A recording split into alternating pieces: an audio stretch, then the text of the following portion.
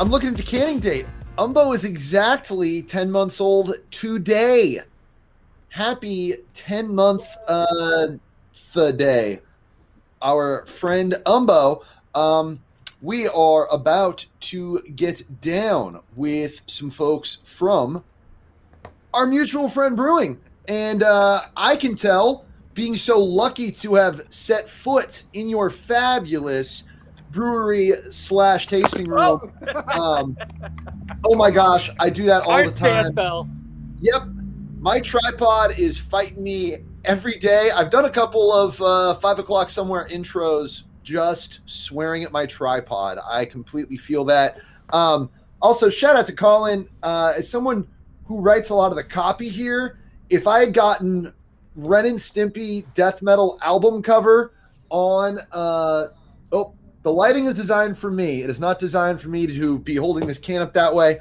Trust me, when Colin says Ren and Stimpy death metal album cover, he has perfectly encapsulated the work Mr. Chris Jaley, local artist turn NYC art sensation, has created for us to celebrate with the good folks at our mutual friend when we brewed this beer just about 10 months ago. And yeah, it is still tasting lovely. That was quite a bit more foam up my nose than I recommend anybody ever put up their nose. But I'm a professional. I can get through that. Like I was saying, yeah. We got some rave horn in the house, and we are going to get into this lovely beer and what it's like brewing in Denver with the wonderful folks at our mutual friend. Looks like we got a Brandon Prof coming up to join us, and he certainly wasn't alone, although that person might be their physical tripod now if that if their camera stand has completely failed. Goodness knows I have almost been there myself. Our mutual friends are a really interesting brewery. I kind of describe them a little bit as like an alternative universe henhouse. They started out with some of the same ideas that henhouse did, and then where henhouse has made a couple of pivots over the years, I think they've stayed pretty true to that good stuff. Y'all seem like you're probably working. Yeah, can you hear us? We're here. Yeah, I can hear you. I see the books behind the bar, which I got such a kick out of seeing when I was there. Y'all are really making me miss Denver and frankly miss being able to travel anywhere that isn't my house or the building that I work in when I'm occasionally allowed to be in that building. I'm drinking some of the beer we made. Awesome. And some Umbro. Yeah, I'm drinking some Umbo. Tell us about our mutual friend, what you guys are about. I love your name. The story behind your guys' name is fantastic, and we were all so confused. Henhouse employees traveling out to Denver, and Colin kept saying, yeah, our mutual friend. And we're like, who, dude? I don't know anyone in Denver. What are you talking about? Tell us about this, because I love where this name came from and how you guys settled on it. I really do. Yeah, so the name is, actually kind of simple. It comes from just, a group of friends getting together and wanting to start a brewery and coming over, to talk about that over beer. And the beer is our mutual friends. So that's how the name came to be. Yeah. So it seems confusing from the outside, but really it's kind of a simple idea that the beer is our mutual friend, and we pride ourselves on being a gathering place of friends. So yeah. I think that's a fabulous thing. And I think, when it creates these kind of who's on first style confusions, it's really cute when you sort it out and you're like, no, beer is our mutual friend. That is what's bringing us all together. That is how we get together. I see that as civilization's mutual friend.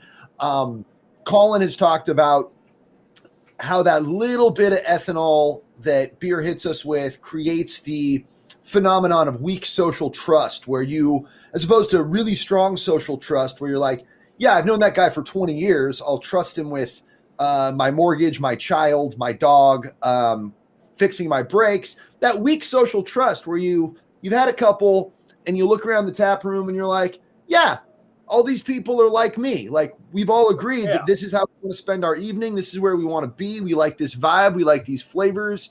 So going back to some stuff that Colin and Sarah were just talking about, instead of wondering, what makes these people different from me sitting in this tap room, you focus on the fact that we're all together and we've all agreed that the Rhino is a great place to drink a beer, and our mutual friend makes great beer. And I got that in common with all these other people who are doing it with me.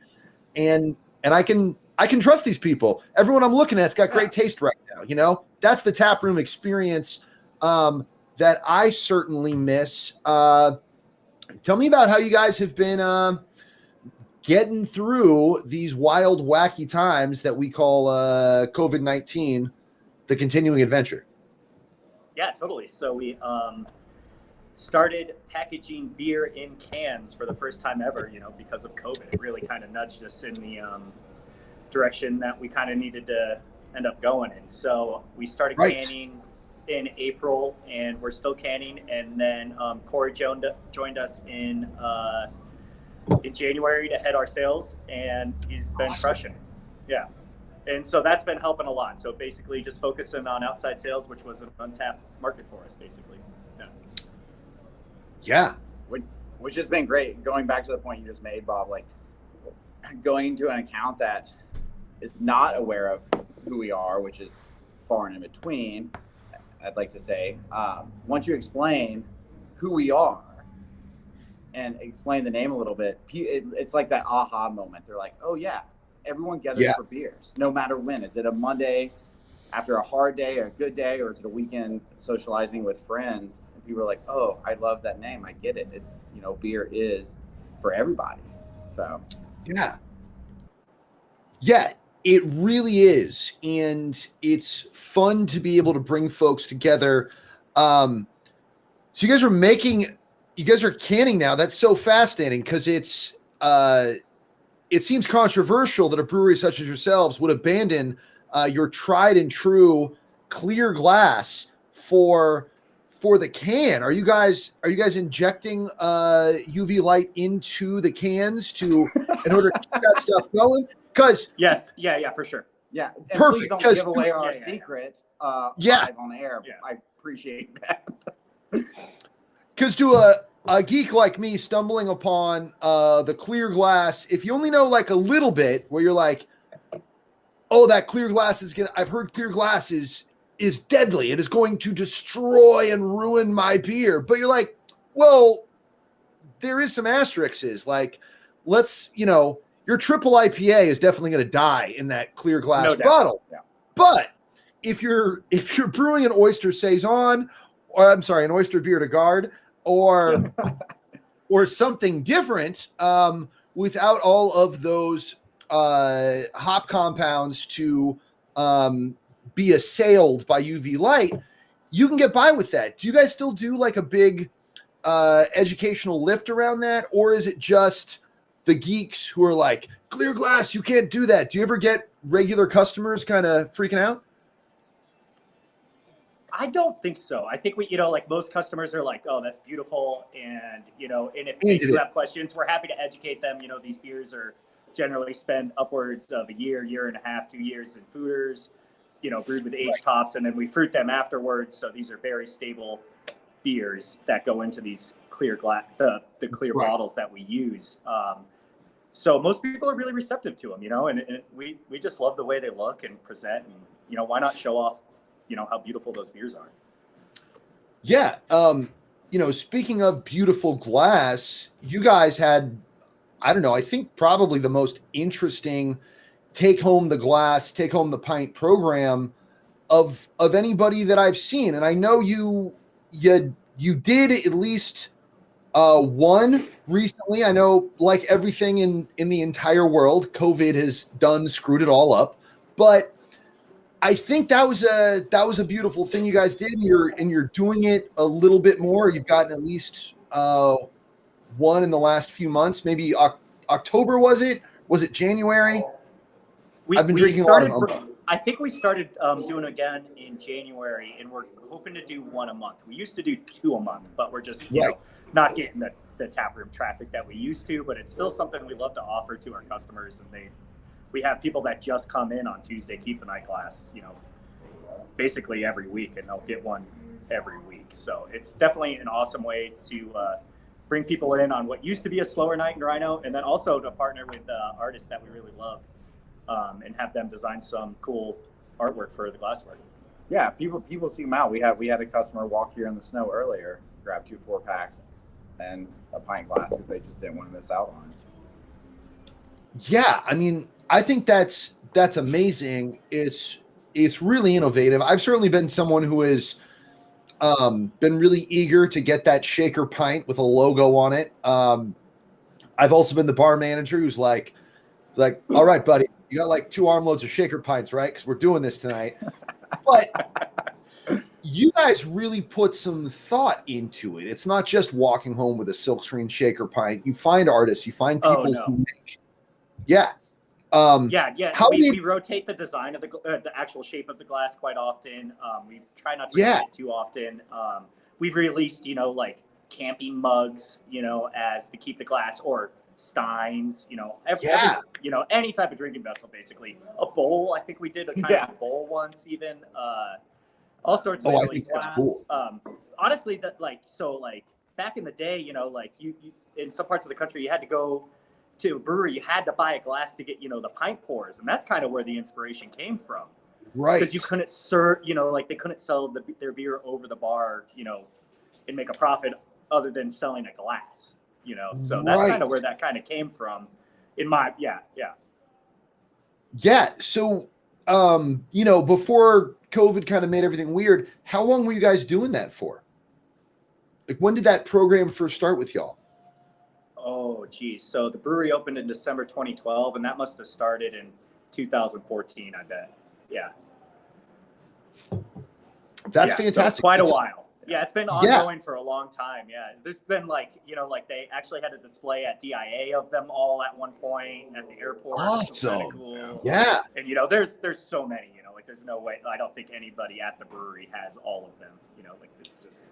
But it's way too much glassware. But before I came along, you know, I was good friends with everyone here, and I would go to friends' houses, or friends would come over, you know, pre-COVID, and I would have glasses, or they would have glasses, and I'd be like, "What year? What was that from?" You know, and it's kind of created and stirred that whole like, "Oh, when were you there? What was that from?"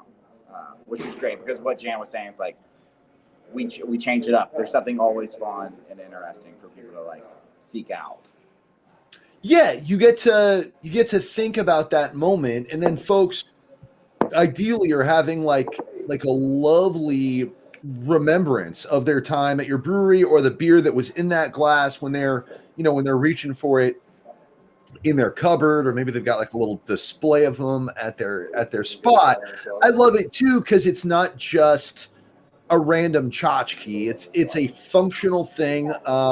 You know, unless someone likes drinking all their beverages by, you know, cupping their hands together and bringing it to their face, you gotta have some vessels around your house. And I think that's a really neat way of involving artists who maybe aren't doing labels for you, or haven't even thought of branching out into that area. You're like, oh yeah, you can like put my stuff on a neat glass. And I'm sure you must bump into people who are like, I don't know, man, I don't know about the shaker pint kind of look. And you're like, no, there's actually more shapes that beer can go in, and better shapes that beer can go in. And it's a beautiful thing. I believe I just saw a glass get maybe grabbed out of the corner there. Our lovely taproom manager just dropped some off for us. So we have shapes of all sizes. You know, our artwork from our clever creatures on this one, and this one's kind of your utilitarian, kind of whatever you want to do. I'm not even gonna lie, I drink wine out of it. Absolutely. So, highball, sure. Yeah, if it's liquid, pour it in there. Right. Yeah. Yeah. Maybe even like you know, you could put a snack in there, filled out with Cheez-Its while you're watching the game. You got Pistachios, sure.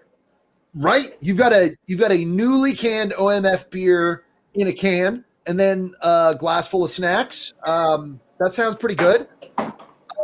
You guys really like to focus on trying to keep things as Coloradoed out to the fullest as possible. Tell me, like, why that's important to you. How is this boutique malting thing, this more local malt thing going across the country? How long have you guys had access to Colorado malt? Since we opened. So the Awesome. first craft maltster in the country is Colorado Malting Company in Alamosa, Colorado, and that's owned and run by the Cody family. And they grew for Coors for 2 generations before they opened the malt house. Awesome. And so we've been working with them since we've been open, and we also work with other craft maltsters in the state too. Actually, so a big reason is the quality is insane of this craft malt. It's bar Right. none some of the best malted barley in the country for sure.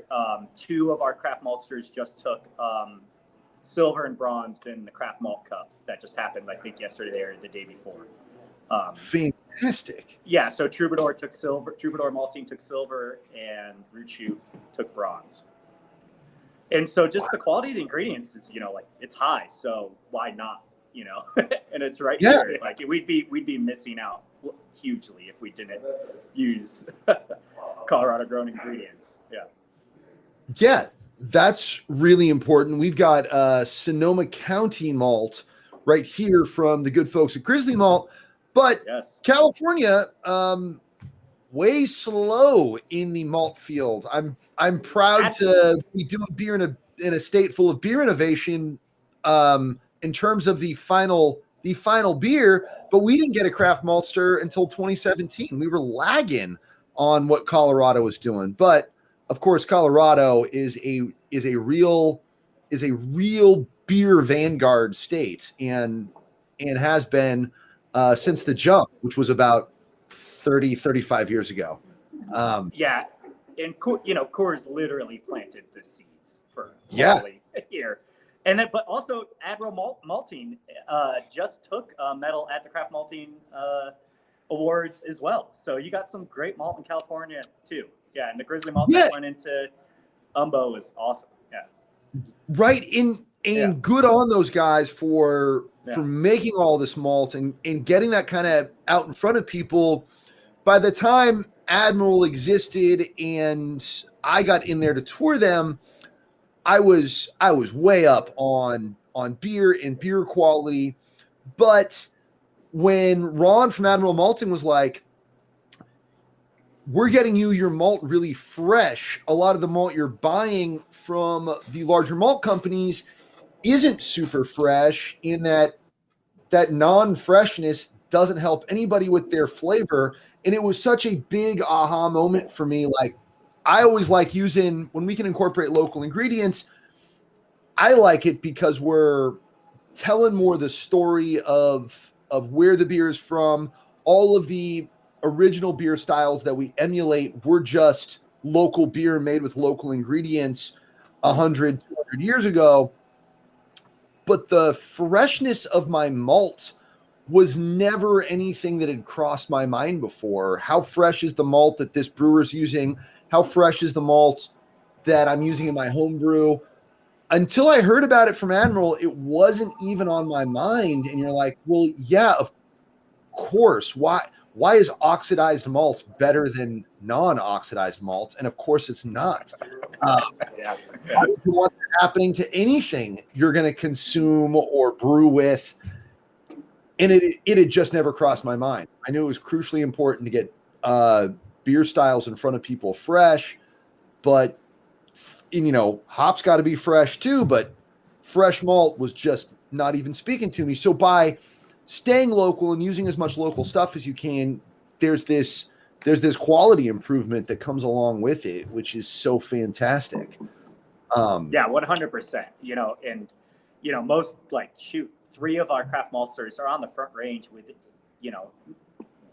one's in Fort Collins, one's in Loveland, and one's here now in Commerce City. Leopold Distilling has a malting company now too. And so that is like 15 minutes away. They're malting 15 minutes away from us. It couldn't get fresh. Right? Yeah.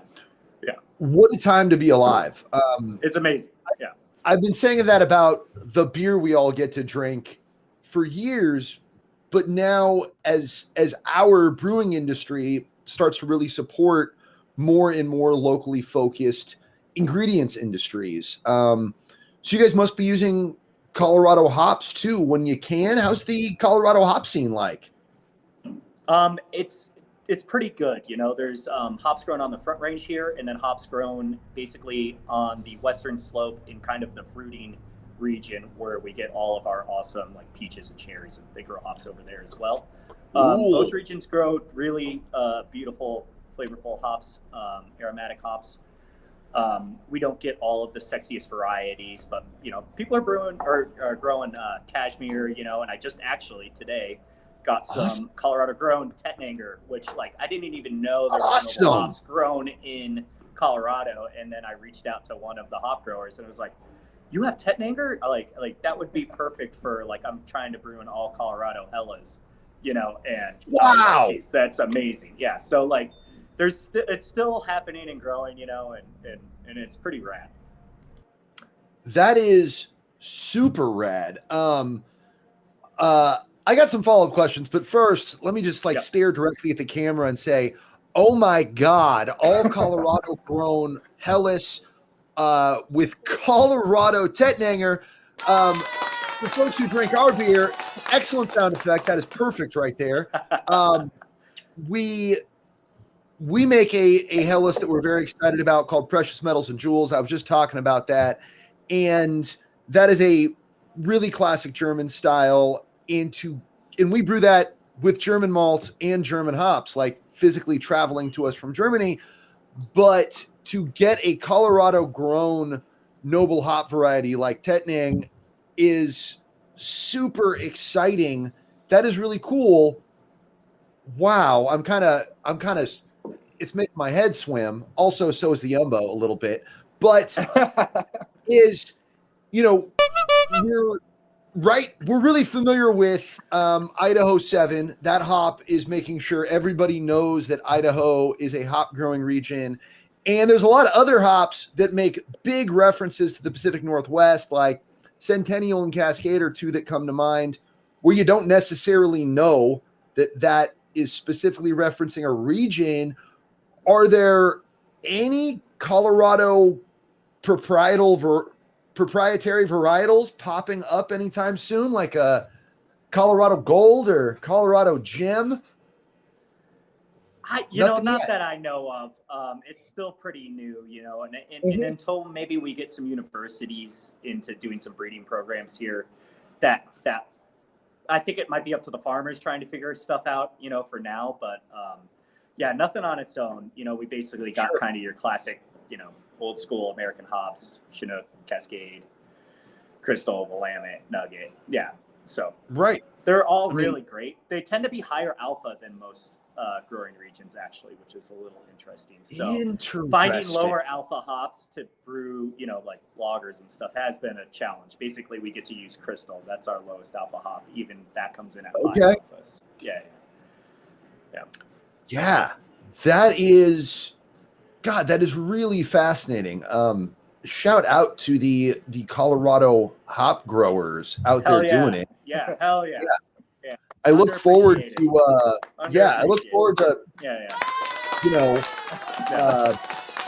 Boulder Secrets, Colorado Gem, something like that, something cool coming along in our brewing lifetimes, in the lifetimes of our career. We will definitely have people doing that. I was just talking a whole bunch yesterday about Neo Mexicanus and how that has helped get us to Zappa, which is in our big chicken, which is why we are all here out. And that is such a fun thing. How important is that to to your guests? How important is this Colorado focus to y'all's marketing? Do you put that pretty far out front, or are people just drinking your beer and you're like, hey, the grain is from 15 minutes away. That's where we got our malt made. Yeah, I think it's definitely has made a name for ourselves. I think people definitely seek us out, that we're recognized because of that. And Colorado, the market is so Colorado proud, as it should be. There's numerous amazing breweries here. I think it really sets us apart from some people, and people just love it. They seek us out because they know that they can come here and have something that they can't experience all over the United States or the world. Right. Yeah. It makes for definitely a different experience. And more so even in what I'm doing off premise, sales. Yeah. Colorado is such a destination. We have stores here that people just driving through Colorado know to stop at, and they're seeking those types of things. And it's been very well recognized and appreciated.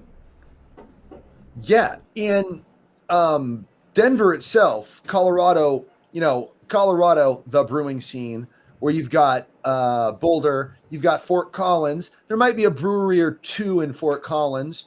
Even Alamosa's got a couple of breweries, and I know Alamosa is itself a pretty small town, kind of tucked out of the way. But right where you guys are, the Rhino is an exciting, bustling brewing district. When y'all started, there weren't that many breweries near you guys, correct? Or were there? Correct. There was Great Divide, and then River North, which were kind of actually closer to the ballpark, which we call the ballpark district. Those are ballpark breweries.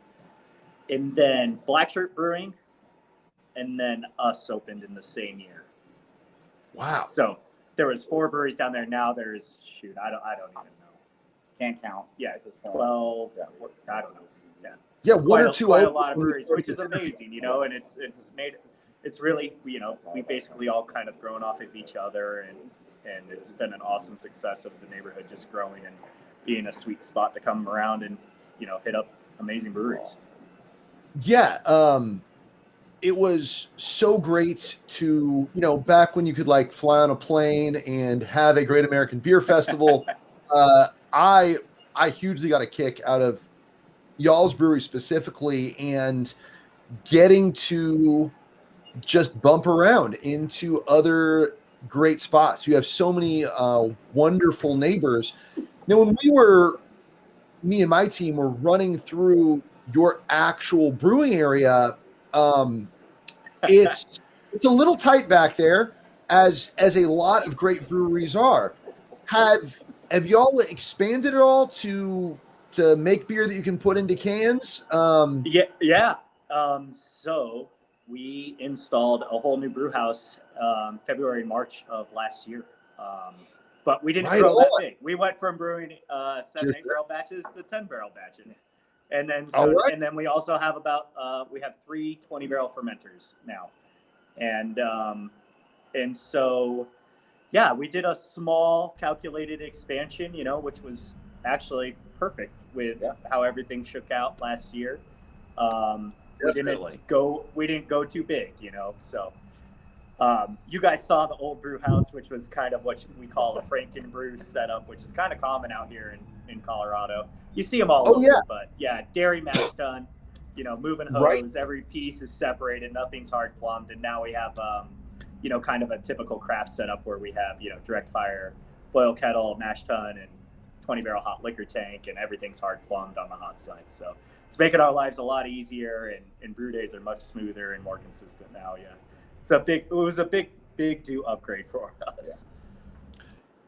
Yeah, it's nice when you can simplify that kind of stuff for your production team. But it felt very alive. It felt very organic to be walking through that space, and you can kind of see how different pieces came in at different points. Luckily, pretty much everything with Henhouse has been real prefab, but our team has put the work into getting these tanks at the right time and put them in, and they're all, more or less coming from the same folks, getting installed together. And then we have expansions as we go. But it was really cool to be able to run through your guys' production space and feel a little bit of that Sierra Nevada in the 80s kind of vibe. Seriously, like I really got a kick out of that. We'll take it. Yeah. And Yeah. I mean that with all love. Like for sure. It's really neat. And yeah. Anytime we brought a bigger brewery back in, it would be like, you make this here? That's crazy. Like how is that happening? Yeah. And even when you see the production facility, just figuring out how everything got back there is, I think, a statement on its own.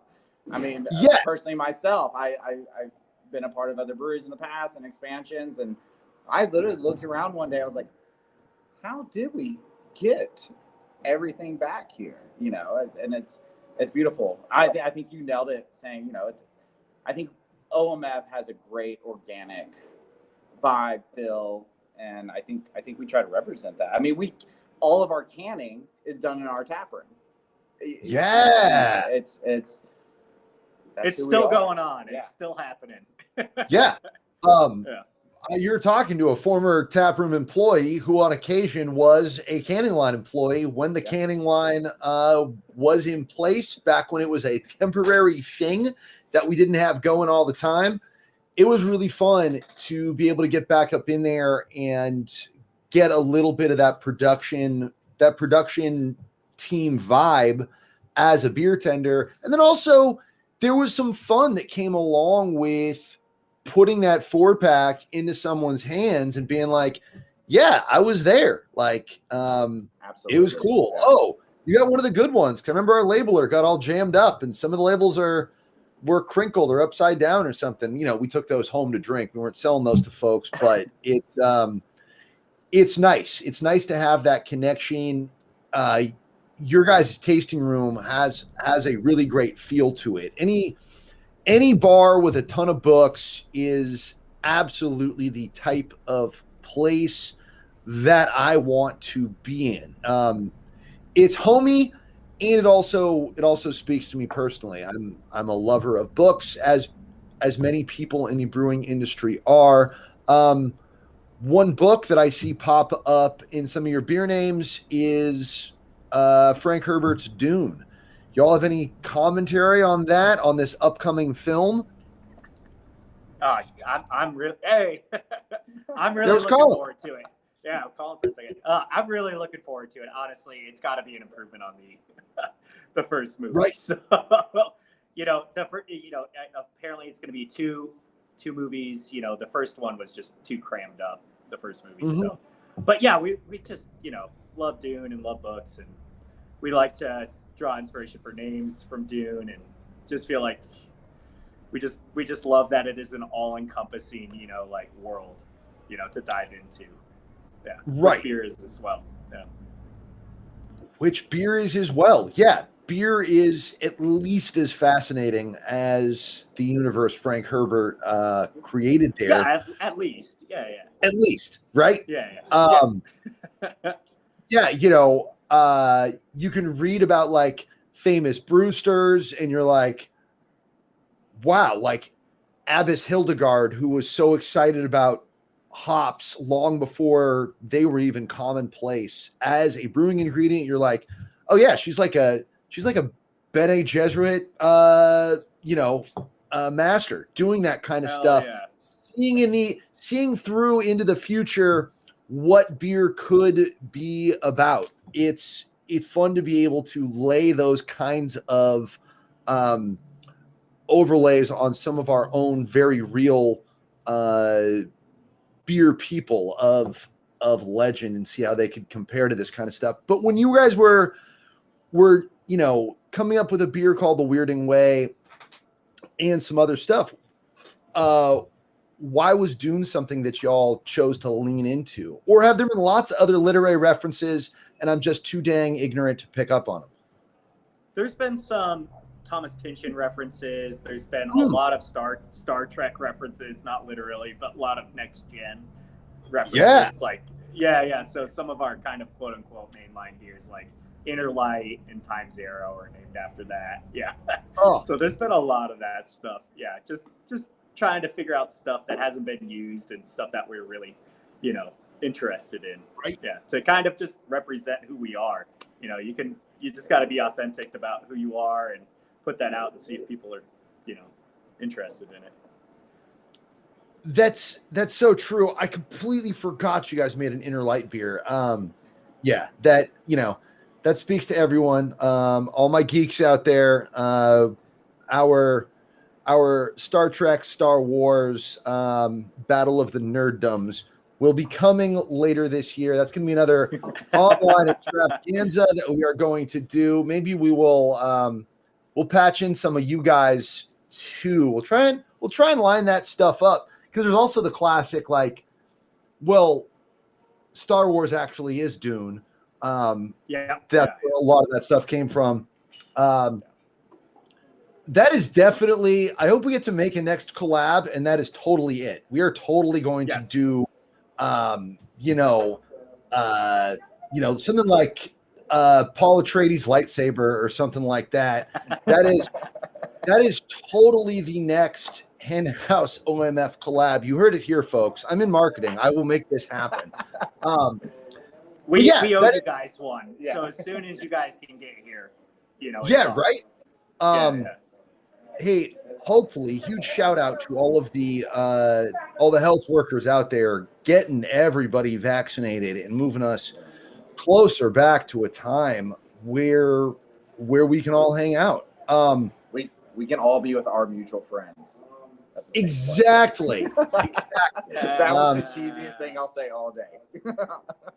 Yeah, it's cheesy, but it's true. That's exactly what we are all trying to do. That's who we all miss is being together in a room with folks where we can just appreciate each other, all enjoying the things that we have in common, because we used to be able to congregate in large clumps, and now it's a lot harder to do that, to say the least. But hopefully we're getting there, and we'll all be celebrating things in each other's presences before too many more pages on the calendars flip.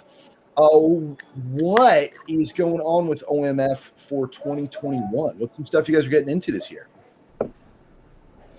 Let's see, beer wise, we're just going off the rails, getting crazy with smoked beer.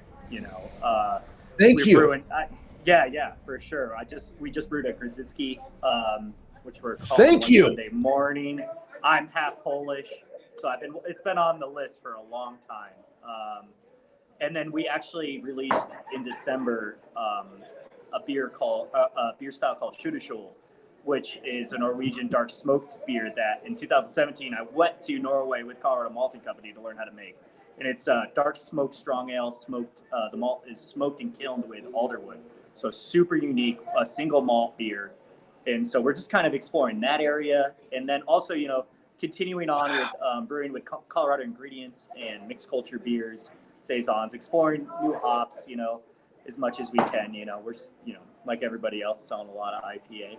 And so just trying to dial that in as best as we can always, just trying to improve on quality of hops and the beer we brew, hoppy beers. Yeah. So, and then I think, we'll try to introduce maybe some more sessionable beers as well this year. Maybe some lower ABV stuff. The Grzycki kind of falls in that, but just maybe some lower ABV stuff too, which, as we're all getting older, is a lot easier on us. Right. Yeah. Right. As we were, just talking about Notch for a whole bunch. Previous to this, let me just absolutely thank you guys for funneling your hop profits into smoked beer. There's not enough people making enough smoked beer. I'm throwing in a lot of vocalized ums and pauses here because I'm just so excited that you are doing that. I can also speak for Colin and say that Colin is excited you guys are doing that. Aside from a possible aversion to turning a profit, why are you guys doing that? I would like Because- to step in really quick because ahead. I don't know, Yeah. Bob, if you realize this, the reason we're doing this is your mouth was hung open as Jan Yeah. was explaining that. So Yeah. that's exactly why we're doing that. Thank Because you. we're all You know, the beer nerds out there. We want to drop jaws, essentially. yeah, you're doing it. Not enough people smoke nearly enough beer. I've got a pet Grodzki idea that I would love to see Henhouse do. I had an incredible smoked beer from Sierra a year or two ago, and it showed up at a fest that I was working and pouring at. And I went up to the Sierra Nevada representative and said, "Hey man, I just wanted to say, like, I freaking love this beer. I bought 5 bottles of it on site without trying it, just because I was like, this looks smoky as heck, and it's Sierra, so I'm sure they did a great job." And the Sierra Nevada rep laughed at me and said, "Oh, I'm actually not like a representative. I'm actually one of our brewers, and I work in the barrel program. I made that beer, and they said I can never make it again because it was the worst selling beer to come out of our barrel project." And I was like, Oh no. "Look, I bought like 9 bottles over the course of when it was available. I did my part. But yeah, tell me what excites you about that smoky flavor profile, because you are making my jaw drop. I'm like, okay, how do I find a mule in Denver that can get this stuff? I'm already trying to figure out how I can get this beer to me, but why are you doing it? What gets you excited about it? Just working with our maltsters, they're custom smoking these malts for us, basically. Yeah. And and then they're just it's something different and unique. As a brewer, you're just like, sometimes sick of it all, not always, but you're like, what's next? What can I drink different? And then also the smoke character, much like a sour beer, you get into sour beers, it dissipates and these beers open up and provide flavors that you've never experienced before. So really, like, if you can get over that hurdle, then they really open up a broad world of flavors that, like, you don't get in any other type of beer. Yes. Thank you. And there's also big underexploited food pairing things that pop up with that. The whole world, and I'm going to get like on my soapbox here and get like really angry and stern. Like, the whole freaking world loves it when we smoke various foods. Like, everybody loves barbecue. Everybody loves that low and slow. Everybody loves smoked salmon. These are established things that people like. But the minute you smoke your beer, everybody runs out of the room screaming.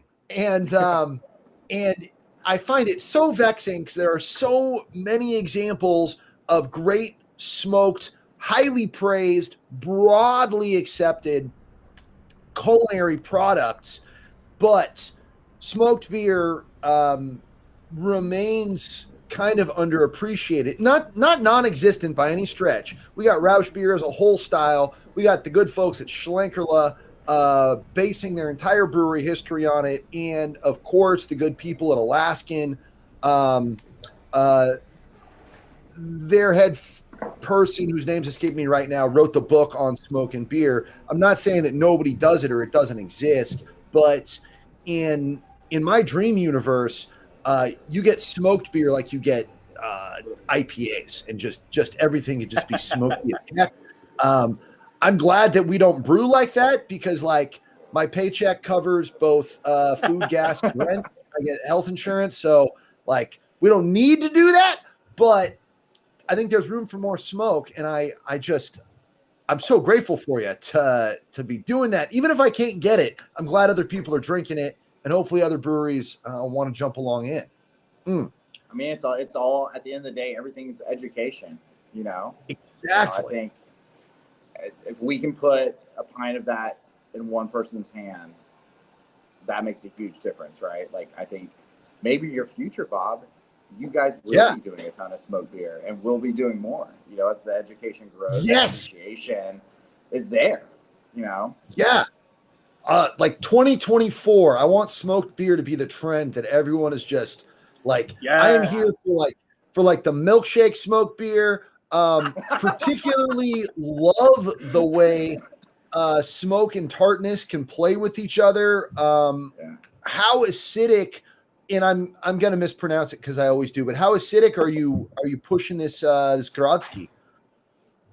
None. No. Yeah. No acidity at all. Yeah. So, kind of inspired by what they're doing down in Texas, and then the research I've done, maybe Grotzer, the German variant, had a little bit of acidity, but I don't think Grodzki, the Polish variant, has much acidity at all. So we're not doing anything. It's just 100% oak smoked wheat beer. Yeah, 3% alcohol. So it should be just a crusher. Yeah. And then actually it's kind of hopped really high too. So there's a hoppy component, and we used Colorado crystals in it, which this play between the oak smoked wheat and then the crystal hops grown in Colorado is actually like really beautiful. I was a little worried hopping a smoked beer that high, but I think it's like 38 IBU or something, and that it's high. Yeah, you're in like the Sierra Nevada Pale territory. Yep, and it's actually working out really beautifully. Yeah, so I think we're canning that in a week and a half, actually. Yeah. Oh, that is so exciting. We'll send some out. We'll send some out for sure. It also doesn't hurt that we have, I would say, one of the best barbecue places literally connected to our building. Yeah. So having some barbecue and a lovely smoked beer doesn't hurt anything. Yes. Oh, I am so grateful to all the people who come on 5 o'clock somewhere and the people who've made time today. Yada, yada, yada, bullshit. Thank you guys for talking to me about smoke and making smoky beer. Gosh, you've taught me how to dream again. I am so excited about this.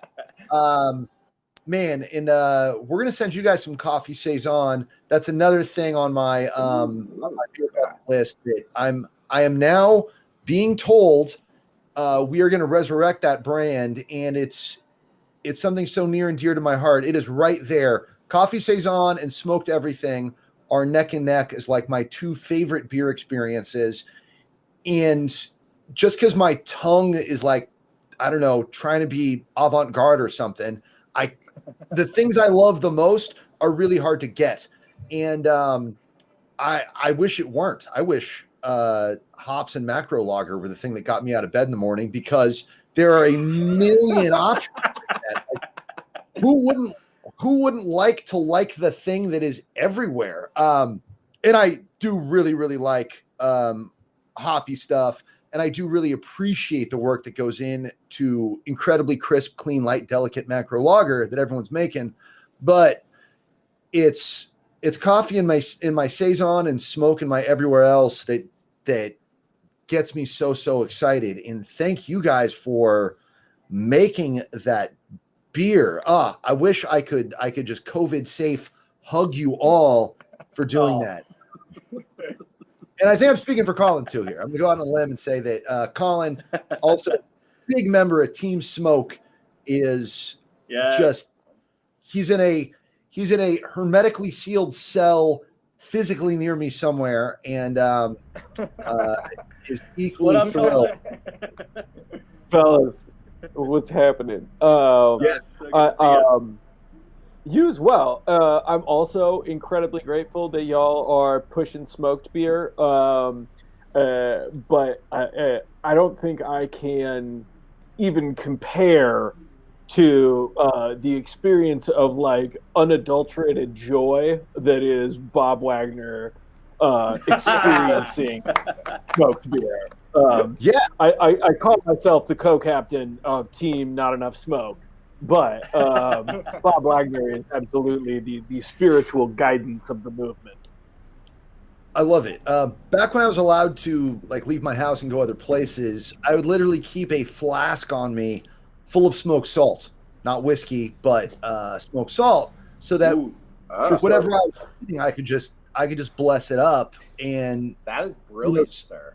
Yeah, sometimes it would be like, if I'm having like anything you'd sprinkle salt on, you hit it with a little smoked salt, and that's fun. But if sometimes I'd be like, well, this thing isn't ever smoked, but let me just go ahead and smoke it right now and see kind of what that does. Maybe you should have smoky guacamole. You shouldn't. I tried, but maybe you should have smoky lentil soup.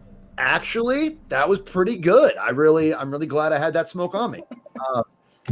But yeah, thank you guys so much. Do you have any names for these smoked beers that folks can be looking out for?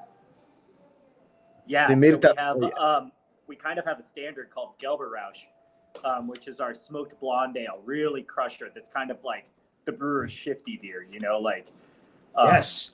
Yeah. So Gelberrausch gets packaged, and then we're canning the Gradzitsky in a week and a half, and that is called One Sunday Morning. So those will be available. Yeah. That is so fantastic.